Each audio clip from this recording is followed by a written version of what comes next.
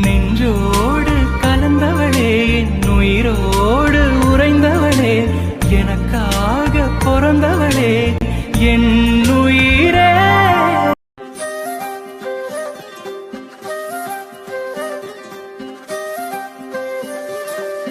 தூங்கும்போது கூட இவ்வளோ அழகா இருக்கா. தூங்கும்போது மட்டும்தான் அழகா இருக்கா. இப்ப மட்டும் கண்ணை திறந்தா யார கேட்டா ரூம்குள்ள வந்த, அப்ப நீ அதுக்கு தானடா வந்த, ஃப்ராடு பொறுக்கி அப்படி இப்படின்னு கத்துன்னு கத்துவாளே. ஆனா மின்னல், இன்னைக்கு நீ கத்துனாலும் யாரும் வர மாட்டாங்களே, ஏன்னா வீட்டுலதான் யாருமே இல்லையே. டேய் சிம்ரன் உன்கிட்ட என்ன சொல்லுச்சு? நீ என்ன பண்ணிட்டு இருக்க? ஷைலுக்கு உடம்பு சரியில்லை, அதனால கோயிலுக்கு வரல, நீ தான் அவளை பத்திரமா பாத்துக்கணும்னு சொல்லுச்சு. வந்த வேலையை விட்டுட்டு எந்த வேலையடா பாத்துட்டு இருக்க? அவங்க வர்ற வரைக்கும் நம்ம தானே மின்னலை பத்திரமா பாத்துக்கணும். ஏ மின்னல், நீ ஒன்னும் கவலைப்படாத, அவங்க வர்ற வரைக்கும் நான் உன்னை பத்திரமா பாத்துக்கிறேன். சினிமா பார்க்கல, எதையும் கேட்கல, எனக்குள் என்ன நடந்தது ஒன்னும் விளங்கவில்லை. பொழுதும் வீட்டுல, மழைதான் காட்டுல, அலையும் உள்ள அடிக்குது சொல்ல முடியவில்லை. அவ காதோரம் கம்மல் கொஞ்சம் அசஞ்சாலே, கொடசாயம் என் நெஞ்சமெல்லாம் பிரசஞ்சாலே. இது பொய்யல்ல பொய்யல்ல நீ கேளு, அவ யாருன்னு கேட்காத ஏழு. மொத பார்வை அவ பார்த்தானாலானு, மறு பார்வை அவ பார்த்தானா தூணு. ஏ மின்னல், நீ என் மேல கோவமா இருந்தாலும் நீ என் கூட இருக்கிறதே எனக்கு போதும்டி. எங்க என் மேல இருக்கிற கோவத்துல நீ இந்த வீட்டை விட்டு போயிருவியோன்னு நினைச்சேன். ஆனா நீ இந்த வீட்டை விட்டு போயிட்டாலும் நான் உன்னை விட மாட்டேன், அது வேற விஷயம். நிச்சயமா நான் உன்னை தேடி வந்திருப்பேன். நீ என்னதான் என்கிட்ட கோவப்பட்டாலும் நான் உன்னை விட மாட்டேன். நீ எனக்கு கிடைக்கிறதுக்காக நான் எந்த எக்ஸ்ட்ரீமுக்கு வேணாலும் போவேன்னு உனக்கே தெரியும். அது தெரிஞ்சும் ஏண்டி என்னை விட்டு போகணும்னு நினைக்கிற? நீ போகணும்னு நினைச்சாலும் நான் விட மாட்டேன்னு உனக்கு தெரியும்ல. சரி, உன் மேல எந்த தப்பும் இல்ல. ஆல்ரெடி நான் ஃப்ராடுன்னு தெரிஞ்சுதான் நீ என்ன லவ் பண்ண. ஆனா என்ன, இடையில எனக்கு கேன்சர்னு கிளப்பி விட்டானுங்களே, அதை நம்பி நானும் ஒரு 2-3 பிட்டு சேர்த்து போட்டேன். அதுலதான் நீ என்ன கொஞ்சம் ஓவரா தப்பா நினைச்சிட்ட. நீ என்ன தப்பா நினைக்கிறதுக்கு காரணமே நான் தான். இனிப்போ அதை நானே தானே சரி பண்ணணும். என் காதல் எப்படிப்பட்டதுன்னு ஏற்கனவே நான் உனக்கு புரிய வச்சுட்டேன். ஆனா இப்போ இடையில நான் உன்னை அவாய்ட் பண்றதுக்காக பேசினதையெல்லாம் நீ மேட்ச் பண்ணி நான் உன்கிட்ட அதுக்காக தான் பழகுன்னு நினைச்சிட்டு இருக்க. ஆனா அப்படியெல்லாம் இல்ல, அதுக்கும் மேல நான் உன்னை காதலிக்கிறேன். அந்த விஷயம் எனக்கு முக்கியம் இல்லைங்கிறத உனக்கு நான் எப்படியாவது புரிய வைக்கணும் மின்னல். ஆமா, ரொம்ப அழகா புரிய வைப்ப பாரு. இப்ப மட்டும் அவ கண்ணை திறந்து இந்த பொசிஷன்ல நீ உட்காந்துருக்கிறத பார்த்தா அவ்வளவுதான், எல்லாம் முடிஞ்சது. கெட்டவன்ல உன்னெல்லாம் கேடு கெட்டவனே முடிவு பண்ணிடுவாடா. அதனால மின்னலை பாத்துக்கிறதெல்லாம் சரிதான், எதுக்கும் கொஞ்சம் தள்ளி வச்சு பார்த்தா உனக்கு நல்லதுன்னு நினைக்கிறேன். ஐயோ, அழகா வேற இருக்காளே, தள்ளி வைக்க மனசும் வந்து தொலைய மாட்டேங்குது. டேய், அதுவாடா முக்கியம், காதல் தான் முக்கியம். காதல் முக்கியம்தான், இருந்தாலும் அழக ரசிக்கிறதுல தப்பு இல்லையே. ஒரு 2 நிமிஷம் மட்டும் ரசிச்சுட்டு அப்புறமா தள்ளி வச்சுக்குவோம். ஆமா, இவ்வளவு நேரம் மைண்ட் வாய்ஸ்ல கூட பேசல, சத்தமா தான் பேசிக்கிட்டு இருக்கோம். ஆனா இவ இன்னும் கண்ணு முழிக்காம தூங்கிட்டு இருக்கா. இவ உண்மையாவே தூங்குறாளா இல்ல தூங்குற மாதிரி நடிக்கிறாளா? நான் ஃப்ராடுன்னா நீ என்னை விட பெரிய ஃப்ராடுன்னு எனக்கு தெரியும்டி. எங்க கண்ணை முழிச்சா இப்படி இவன் மடியில உட்கார முடியாதே, போடா ஃப்ராடுன்னு தள்ளி விடணுமே. அதனால கொஞ்ச நேரம் தூங்குற மாதிரி நடிப்போன்னு தானே நடிச்சுக்கிட்டு இருக்க. இப்ப நீ நடிக்கிறியா இல்ல உண்மையாவே தூங்குறியான்னு நான் கண்டுபிடிக்கிறேன். மின்னலே மின்னலே மின்னலே மின்னலே என் கண்ணில நெஞ்சில சொல்லடா கண்ணல. ஐயோ, கண்ணு முடிச்சுட்டாலே. அது மின்னல், தப்பாலாம் எதுவும் இல்லை மின்னல். உனக்கு உடம்பு சரியில்லைன்னு சிம்ரன் சொல்லிச்சு, அதான் உன்னை பாத்துக்கலான்னு. என்ன எதுவும் சொல்லாம சைலண்டா இருக்கா? இல்லைன்னா இந்நேரத்துக்கு ஓங்கி அரைஞ்சிருக்கணுமே. அப்படின்னா ஒருவேளை அவளுக்கும் ஓகேவா இருக்குமோ? சரி, அவளுக்கே ஓகேனா அப்புறம் கிடைச்ச சான்ஸை எதுக்கு மிஸ் பண்ணோம்? ஏ மின்னல், கேட்டா ஃப்ராடே, நீ எல்லாம் திருந்தவே மாட்டியாடா?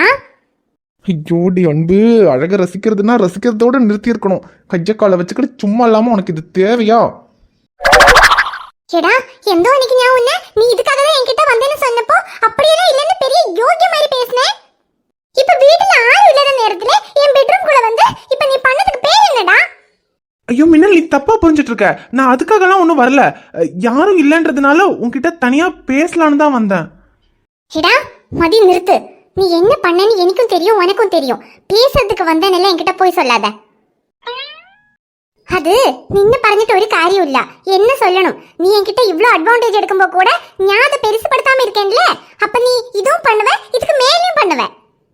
நின்னு இங்கனே விட்டா சரியாவில்ல. இத கண்டிப்பா நான் வீட்ல சொல்லதான் போறேன். ஏ இப்ப என்னடி, நான் உன்னை லவ் பண்றேன் அந்த உரிமையில கொஞ்சம் கிட்ட வந்துட்டேன், அவ்வளவுதான். மத்தபடி நான் உன்னை வேற என்ன பண்ணேன்?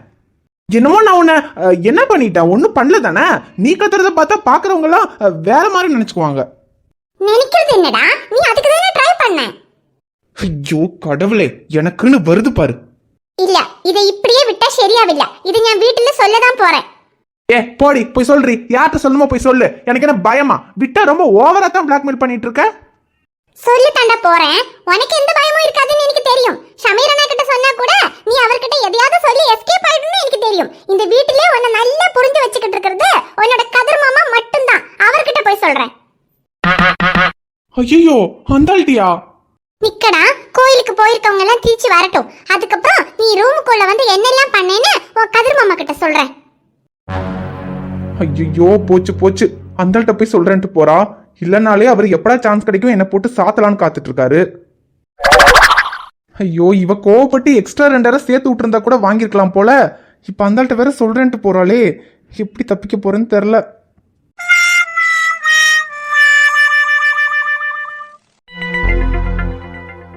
டேய் மச்சான், நம்ம ஹாஸ்பிட்டலுக்கு போறதா இருந்தா உன் பைக்லயே போயிருக்கலாமே. எதுக்கு என்னையும் வண்டி எடுத்துட்டு வர சொன்ன? இல்லடா சக்தி, ஹாஸ்பிட்டல்ல எனக்கு நிறைய வேலை இருக்கு. நான் திரும்ப வரும்போது எவ்வளவு நேரம் ஆகும்னு தெரியல. நீ ஏன் கூட வந்தனா அப்புறம் நான் வர வரைக்கும் நீயும் இருக்கணும்ல. அதான் உன்னை வண்டி எடுத்துட்டு வர சொன்னேன். அப்போ எனக்கு வேலை இருந்தாலும் நீ வந்துடலாம்ல. டேய் உன்னை விட்டு நான் எங்கடா வரப்போறேன்? 2 பேரும் ஒன்னா தானே வருவோம். இல்லடா, நைட்டு ரொம்ப லேட் ஆயிடுச்சுன்னா அப்புறம் நீ எதுக்கு என் கூட இருந்துட்டு? கையில் வேற தனியா இருப்பல. அதனால நீ சீக்கிரமா வீட்டுக்கு போயிடு. நான் வேலையெல்லாம் முடிச்சுட்டு கொஞ்சம் லேட் ஆனாலும் நான் வந்துக்கிறேன். சரி சரி, எவ்வளவு நேரம் ஆகுதுன்னு பாக்கலாம். சரிடா. அப்புறம் சக்தி, நீ அன்னைக்கு சொன்னல ஜூலியோ ஊருக்கு அனுப்பிடு, தேவையில்லாத பிரச்சனையெல்லாம் வேண்டான்னு. எனக்கும் அதான்டா சரின்னு தோணுது. ஏன்னா ஜூலி விஷயத்த ஐஷு கிட்ட சொல்ற அளவுக்கு கூட எனக்கு தைரியம் இல்லடா. தைரியம் இல்லைங்கிறத விட அதை சொல்லி தேவையில்லாம அவளை கஷ்டப்படுத்துறதுக்கு விருப்பம் இல்லை. இப்போ சாதாரணமா ஒரு பொண்ணுக்கு ஹெல்ப் பண்றதுக்காக நம்ம வீட்டுல தங்க வச்சுக்கலாம்னு சொன்னா நிச்சயமா ஐஷு சரின்னு தான் சொல்லுவா. ஆனா ஜோசப் ஆண்டனின்னு வரும்போது அவ நிச்சயமா பயப்படுவாடா. எனக்கு ஏதாவது பிரச்சனை வந்துரும்ன்றதுக்காக அவ தேவையில்லாம டென்ஷன் ஆவா. அதனால இப்ப ஜூலி விஷயத்த ஐஷு கிட்ட சொல்லி வீட்டுல கூட்டிட்டு வந்தும் தங்க வைக்க முடியாது. அதே சமயத்துல ஐஷுக்கு தெரியாம ஜூலிய தங்க வைக்கிறதும் தப்புன்னு தோணுதுடா. அதனால ஜூலிய பேசாம ஊருக்கு அனுப்பிடலான்னு முடிவு பண்ணிட்டேன்டா. டேய் நீ யாரா இப்படி பேசுற? உன் வாயில இருந்து பிரச்சனை வர்றதுக்கு முன்னாடியே இது வேணண்டா முடிச்சுக்கலாம் அப்படின்னு கேக்குறது சத்தியமா நம்ப முடியலடா. டேய் பிரச்சனையை பார்த்து பயப்படுறவன் இல்லடா. ஆனா இப்ப ஐஷு மாசமா இருக்கிறதுனால இந்த மாதிரி விஷயங்கள் வேண்டான்னு நினைக்கிறேன், அவ்வளவுதான். பரவாயில்லடா, இந்த அளவுக்காவது உனக்கு யோசிக்கிறதுக்கு அறிவு இருக்கே, அதை நினைச்சு எனக்கு ரொம்ப சந்தோஷமா இருக்கு. ஏன்னா எப்பவுமே அடுத்தவங்க பிரச்சனையை சரி பண்ணணும்னு மட்டும்தான் நீ யோசிக்கிற. அதனால உனக்கு என்ன பிரச்சனை வரும், உன் கூட இருக்கிறவங்களுக்கு என்ன பிரச்சனை வரும் நீ யோசிக்கிறதே இல்ல. இந்த தடவையாவது அப்படி யோசிச்சு ஒரு முடிவு பண்ணியே. இங்க பாடுறா மச்சான், எல்லாரையும் நம்மளால திருத்திக்கிட்டு இருக்க முடியாது. அது நம்ம வேலையும் கிடையாது. யாருக்கு என்ன பிரச்சனை வந்தாலும் போய் உடனே முன்னால நின்று காப்பாத்தணும்னு நினைக்காத. அதுவும் நம்மளால எல்லா நேரத்திலயும் முடியாது. அப்புறம் ஒரு பிரச்சனைன்னு இருந்தா அது சரியாகிறதுக்கான தீர்வுன்னு ஒண்ணு இருக்கும். அது நீ போகலனாலும் வேற எப்படியாவது சரியாகும். அதனால நீ தேவையில்லாம எல்லா பிரச்சனையும் தூக்கி உன் தலையில போட்டுக்காம இப்பத்திக்கு என்ன வேணுமோ அதை மட்டும் பாரு.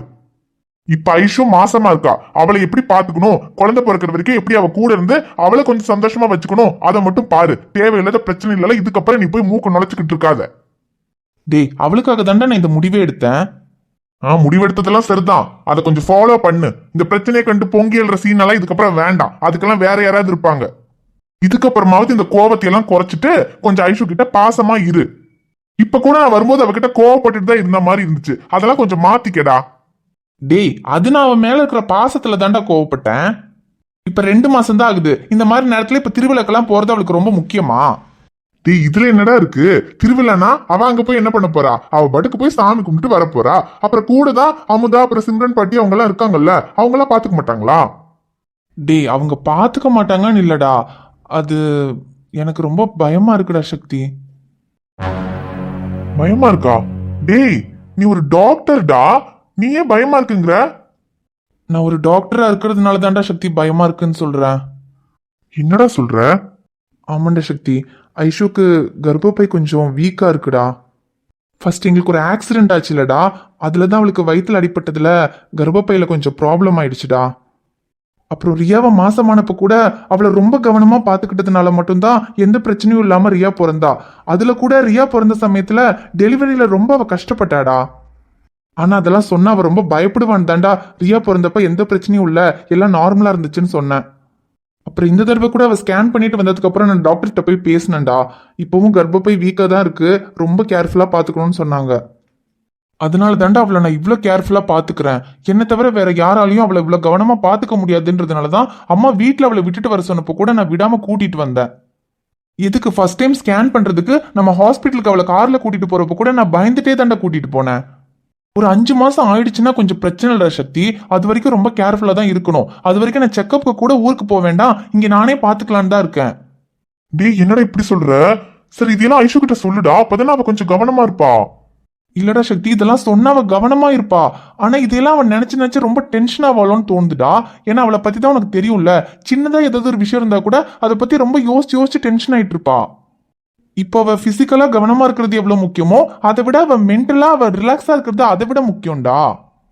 அதனால தாண்டா நான் இப்படி எல்லாம் சொன்னா அவ டென்ஷன் ஆவா. அதை விட நான் கொஞ்சம் கோவப்பட்டு போகாதன்னு சொன்னா அவ போகாம இருப்பாளேன்றதுக்காக தான் நான் கோவப்பட்டுட்டு வந்தேன்.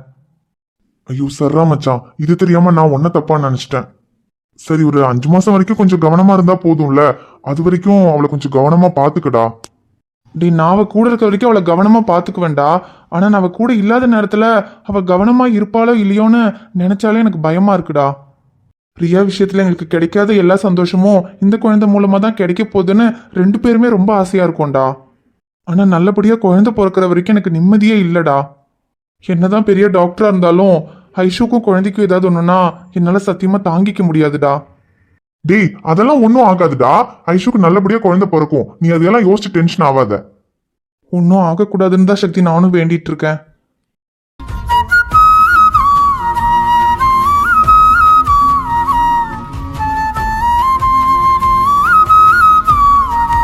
ஹாய் ஃப்ரெண்ட்ஸ், எல்லாரும் எப்படி இருக்கீங்க? நிச்சயமா நலமா இருப்பீங்கன்னு நம்புறோம். இந்த வீடியோ உங்களுக்கு பிடிச்சிருந்தா மறக்காம வீடியோவுக்கு ஒரு லைக் போடுங்க. வீடியோ பத்தின கருத்தை மறக்காம கமெண்ட்ல சொல்லுங்க. வீடியோவை உங்க ஃப்ரெண்ட்ஸுக்கும் ஃபேமிலிக்கும் ஷேர் பண்ணுங்க. சேனலை சப்ஸ்கிரைப் பண்ணாம பார்த்துட்டு இருந்தீங்கன்னா சப்ஸ்கிரைப் பண்ணிட்டு பாருங்க. பாப்பா உங்களை பார்க்க நாளைக்கு வரேன். பை.